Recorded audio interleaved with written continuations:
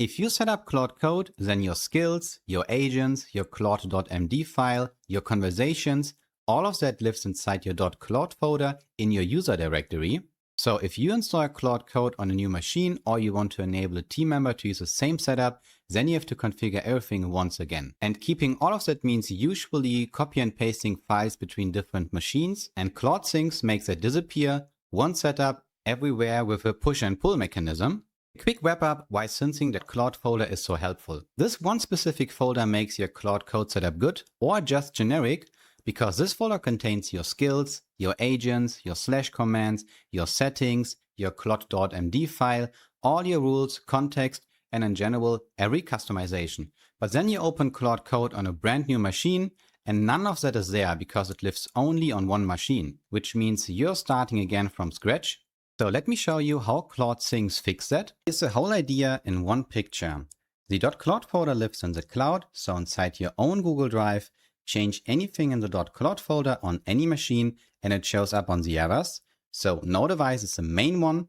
Any machine can push to Google Drive and any machine can pull the folder as well. Apart from that, every file is encrypted before it leaves your machine. So Google only ever holds a locked file.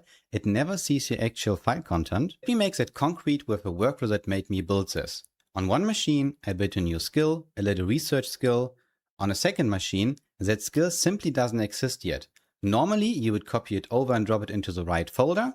And the worst part, this is just a snapshot. So any change that will be applied to that skill on any machine will cause the issue that your whole setup starts to drift. claude-sync fixed that.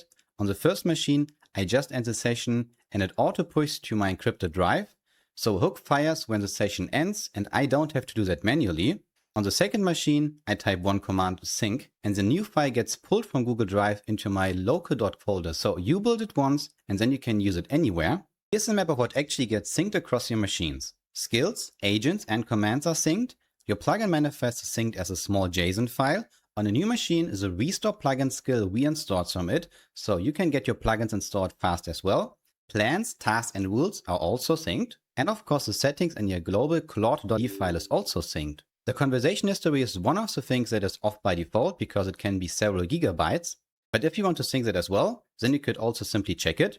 Folder and files that are not synced are, for instance, the .git folder, your local settings file, compiled files, your local cache, and so forth. So nothing of that is ever leaving your machine and occupying space on your Google Drive.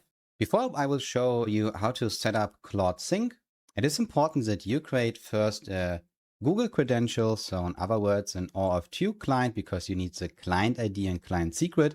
And you can do that by going to your Google Cloud project, then under the navigation menu, go to APIs and services, and then to credentials. Once you did that, then you will see a table of all your credentials. That's also the reason why I don't show it right now. But you will also see here at the top a button for creating a new credential, and you pick OAuth client ID. Afterwards, you have to select the application type, which is in this case, desktop app, and then pick any name. So in my case, I would just call it YouTube demo 123.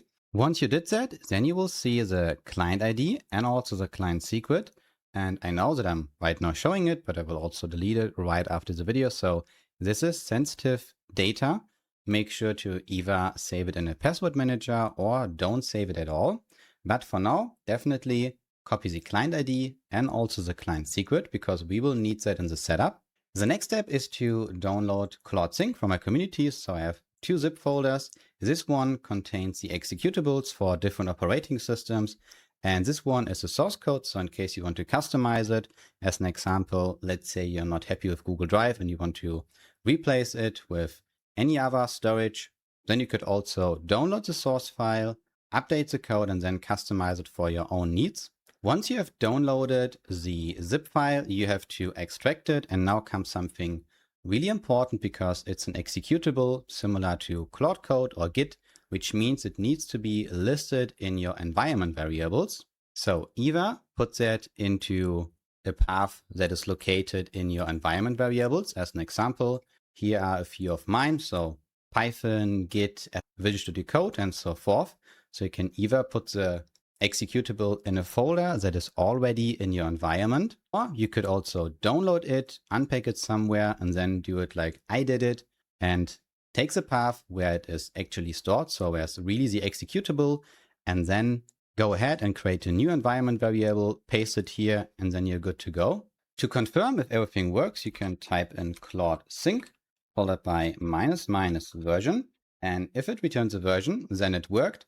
If you find something like the executable was not found or something similar, then it's most likely the case that your environment variables are not set up properly. So let's begin with the setup. And right now we have two terminals.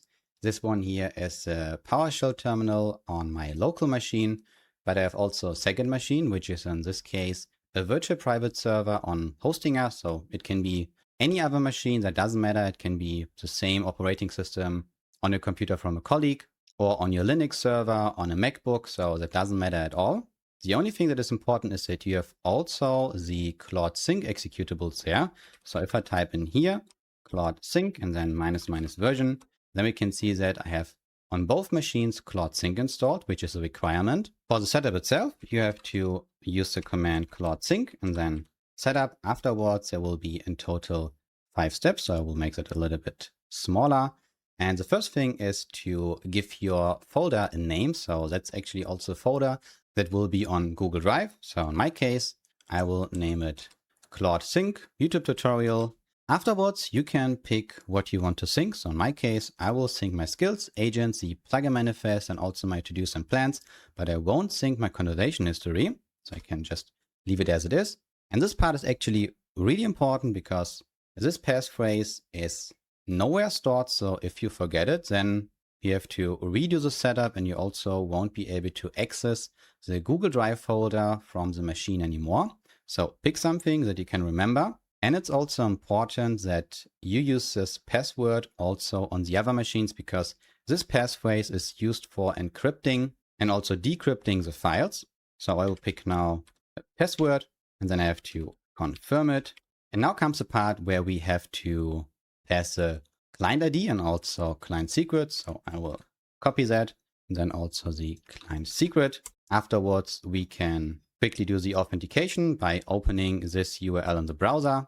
So I did that on my other screen to hide sensitive information. And now everything is done. And if we execute Claude, so the CLI, and then also check for the skills, then we can see we have sync status. You can also see the other ones. Setup, status, config. So kind of the skills that come already with claude-sync because you can either push and pull data manually directly by using Claude Code, or you can also just invoke the CLI itself.